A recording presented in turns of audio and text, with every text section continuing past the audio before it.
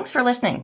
This is the last episode of Season 1, but don't worry. I'm taking a short break and we'll be back with more demystifying instructional design in mid-January. If you enjoy this podcast, please subscribe and follow Demystifying ID on social media. Also, if you like to support demystifying instructional design, I've set up accounts on Patreon and Buy Me a Coffee. Links are available on demystifyinginstructionaldesign.com.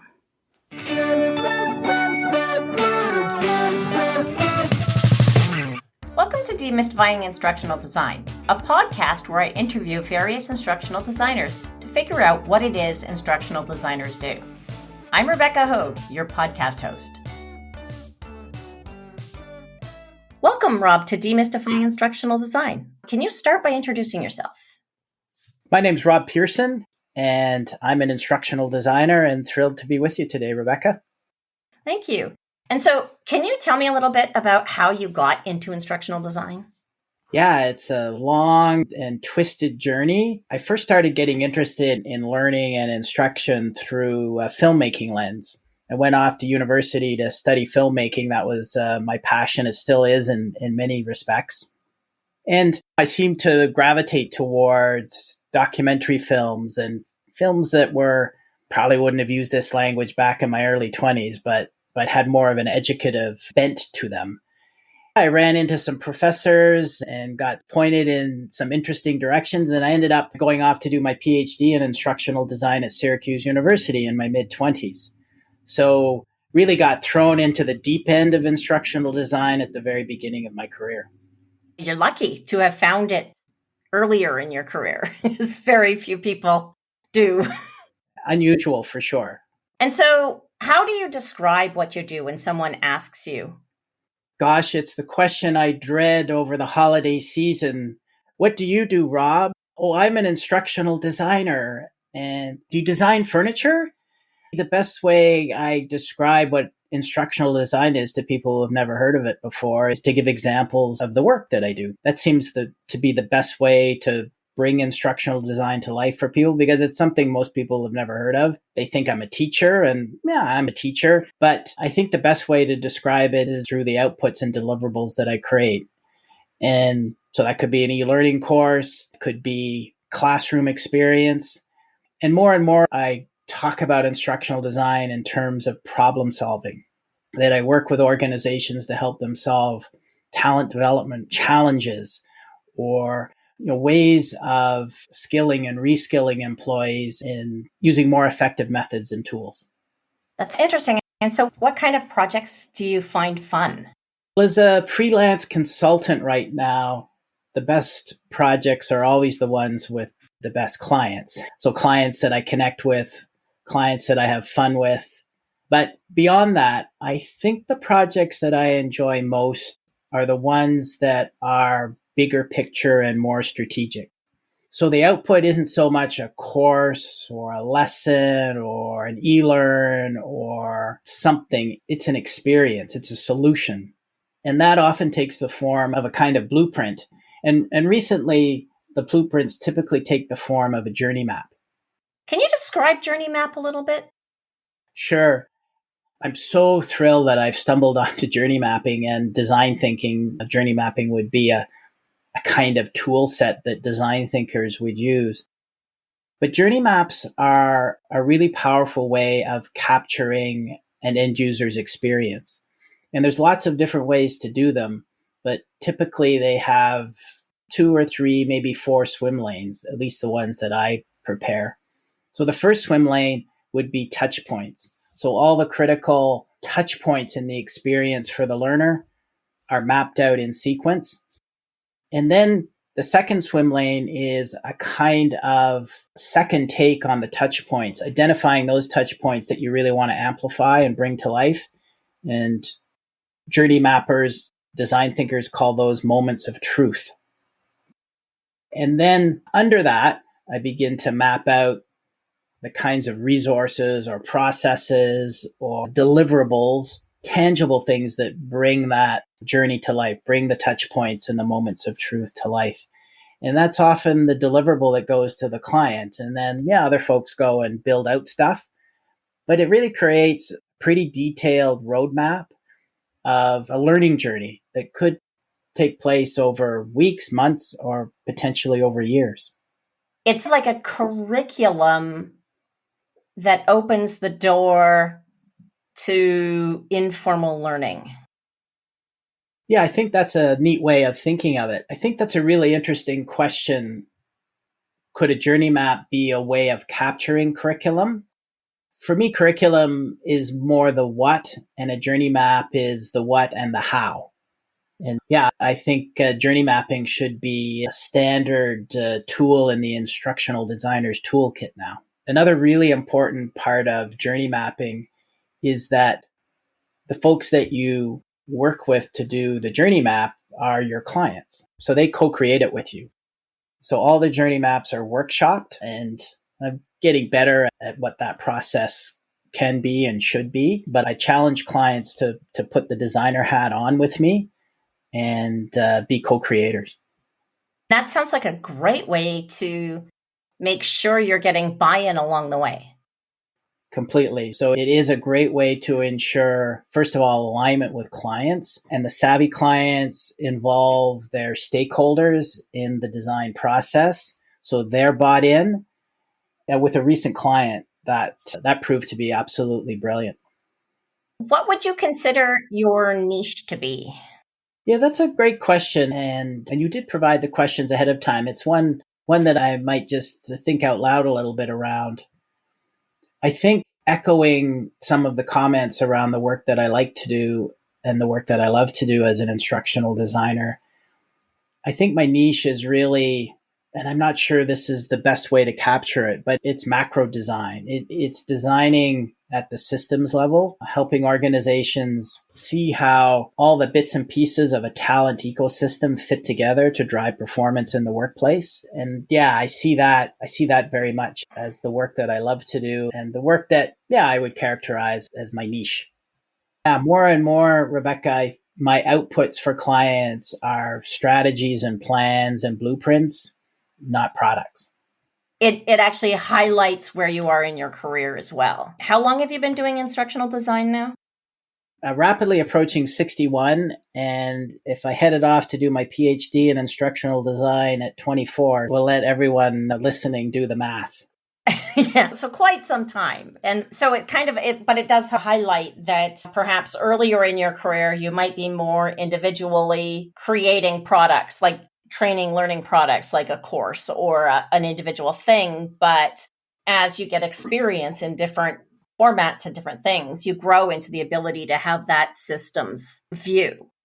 Yeah, and I think that's a fascinating conversation for instructional designers to have, but also folks engaged in teaching instructional design. I'm not completely convinced that should be the progression. I think absolutely you need to cut your teeth as an instructional designer at the course and lesson level. You need to be able to write good objectives. You need to be able to create evaluations, tests that close the loop on those outcomes. Those things are foundational, but I think instructional designers need experience early on, and I think part of their formal training needs to be at that systems level. Mm-hmm. What are the biggest challenges you face as an instructional designer? I think the biggest challenge I face as an instructional designer is, and I think this would be true of many folks who are in what I would call professions connect to or rely on more of the softer sciences, that everybody thinks they know what good teaching is. And so it's oftentimes hard to push back against those myths and those beliefs folks have around how people learn. I wish I had a nickel for every time somebody said, well, I'm a visual learner. And so I also think part of the role of an instructional designer is how do you counter that in a way that's respectful and inclusive with the science of learning that formally trained instructional designers are steeped in. Mm-hmm. So I think that conversation, even at this late stage of my career, I continue to find challenging. And yeah, it makes me frustrated and grumpy sometimes. But I think that's what I find the most challenging. Mm-hmm. What skills do you find most useful in your work? I think the skills that I find help me really perform well as an instructional designer are those foundational skills that I think are really critical, that probably over the years I just take for granted now, around writing good objectives and sequencing content and using taxonomies and the tools and tricks that formally trained instructional designers have at their fingertips. But I think the skills that are the most valuable really are the consulting skills, listening, empathy, being able to bring a client along the journey of co-creation and design.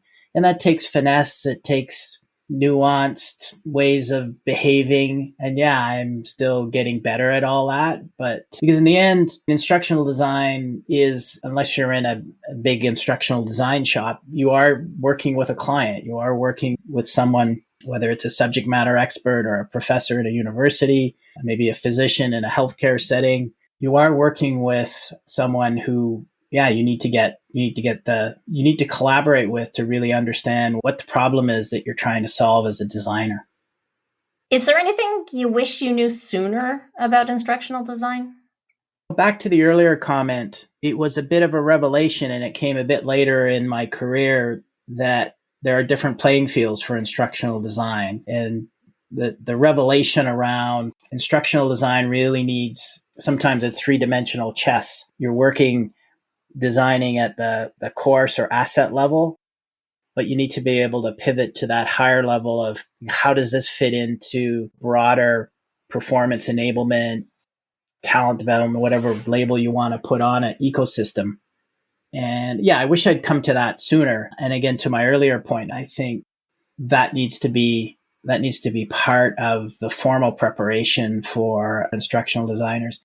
One of the things we did at the Canadian Society for Training and Development, now Institute for Performance and Learning, kind of Canada's version of ATD, when we revamped the competency framework, we actually spent a lot of time, we argued a lot around layering in a whole competency pillar around this notion of designing at the systems level. And we ended up calling it curriculum design, which that's not the right term, but it gets at it. But that is such a critical dimension to instructional design, I think, regardless of what stage you're at in your career. What advice would you give to new instructional designers? I think instructional design is a rapidly evolving discipline. I think instructional designers need to continue to be curious. They need to continue to grow their skills.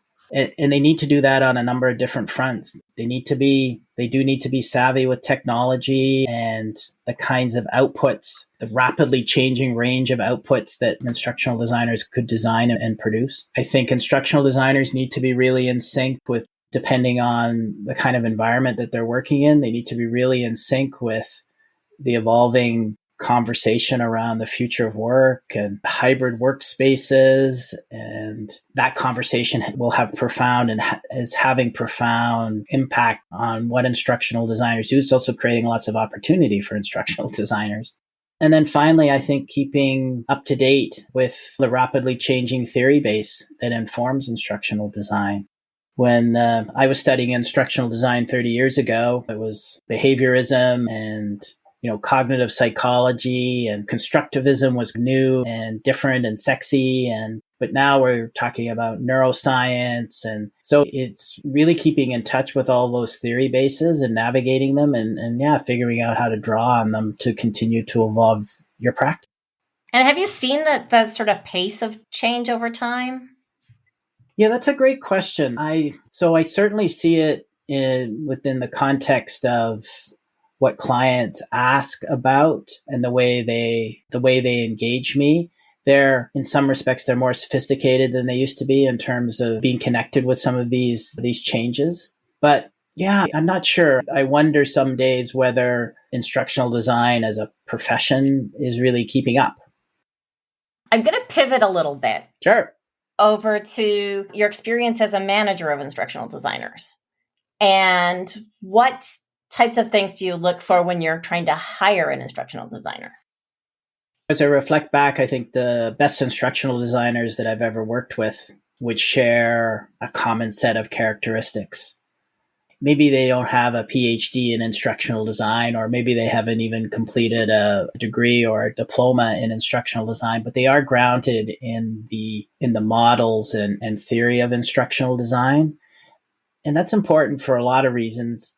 I think the models and the theory are what drive and inform really effective solutions. Like it's not just window dressing, but it also facilitates a much more effective and high-level conversation between instructional designers, because you can use the language, the technical language that we're trained in and steeped in. So I think that's really important. And when I've hired instructional designers that might not have had that, we've done some things behind the scenes to make sure that they pick that up and embed that in their practice. I think instructional designers need to be superb communicators. They need to be able to write.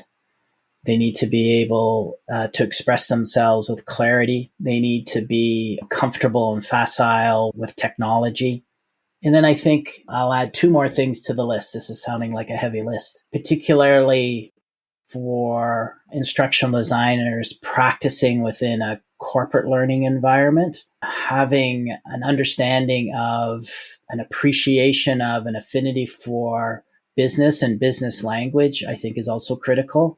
Typically, instructional designers, again, are working for or delivering for, collaborating with folks that are going to take these products and use them to achieve organizational objectives. And so being able to translate the language, that technical language of learning, into organizational language that resonates with clients is really important. You're working for a big bank as an instructional designer. They're interested in making sure that folks perform in a way that boosts sales and increases customer satisfaction, reduces risk. And so being able to see those connections, I think, is really important.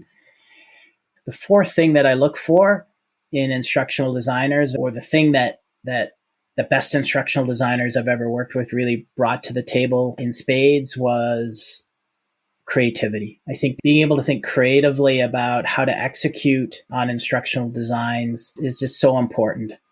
At the end of the day, we need to deliver the goods, but oh my goodness, let's not be boring, especially if it's compliance training. That's a whole podcast unto itself, but it would probably be filled with words you'd have to cut out. What can a new instructional designer do to stand out? For new instructional designers hitting the marketplace, and my sense is it's a good time to be an instructional designer. It seems to be a role that's in big demand right now. I think being able to demonstrate the ability to create outputs, solutions, experiences, and being able to showcase those through portfolio of some kind that are interesting and creative and differentiated, that's the way to stand out. Having a sizzle reel, I think, is important to showcase some of that work. And if instructional designers are new, then invest some time in creating, and you put all your sort of really great stuff on it. So some products or assets to put in a sizzle reel. Can you explain sizzle reel? That's a new term for me. Yeah, so sizzle reel is what comes from is the world of sort of video and marketing. So sizzle reel would be a reel of film. My wife's a costume designer, so she has a sizzle reel, clips from the movies that she's worked on and the costumes she's designed, and she narrates it and says, yeah. So in this case, here's what I did. And yeah, it's designed to really amplify and hype the really cool work that you've done. That gives me a really interesting idea of what one can do. And so what types of things do you suggest people put in their portfolios? So you want to demonstrate your creativity. I think you want to be able to demonstrate your stretch across from courses, lessons, the kinds of traditional outputs of an instructional designer, to experiences and learning journeys.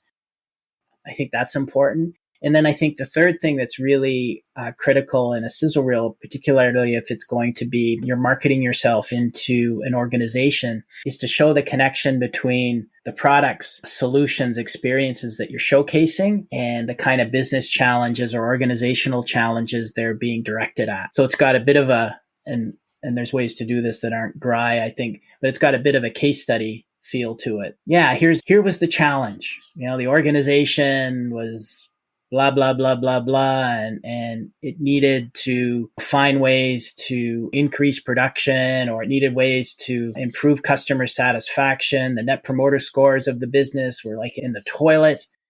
And the organization decided to put a real full court press on changing the culture of the business and making it much more customer centric. So here's one of the things that the organization did. So it's connecting the output back to a business problem. Now, I have a last question that I like to ask everybody, and that is, what's your prediction for the future of instructional design? My prediction for the future of instructional design would be a prediction that I might put against lots of other professions: innovate or die out. I think instructional design's future is in the design of experiences that are much more comprehensive, long-lasting than the traditional notion of instructional designers as course designers. To me, that's the future of our profession, that we really fully evolve into and embrace our role as problem solvers and not technicians who turn out stuff. Thank you very much, Rob, for your willingness to come on the podcast and letting me pick your brain. Always a pleasure, Rebecca, and happy to come back anytime. Thanks for listening. This is the last episode of Season 1, but don't worry. I'm taking a short break and we'll be back with more demystifying instructional design in mid-January. If you enjoy this podcast, please subscribe and follow Demystifying ID on social media. Also, if you like to support Demystifying Instructional Design, I've set up accounts on Patreon and Buy Me a Coffee.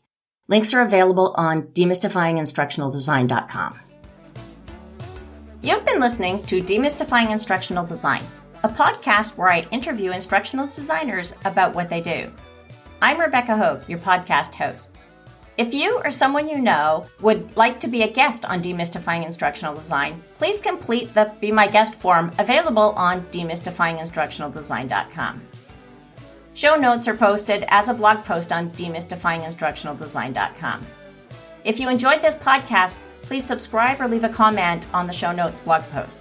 Thank you.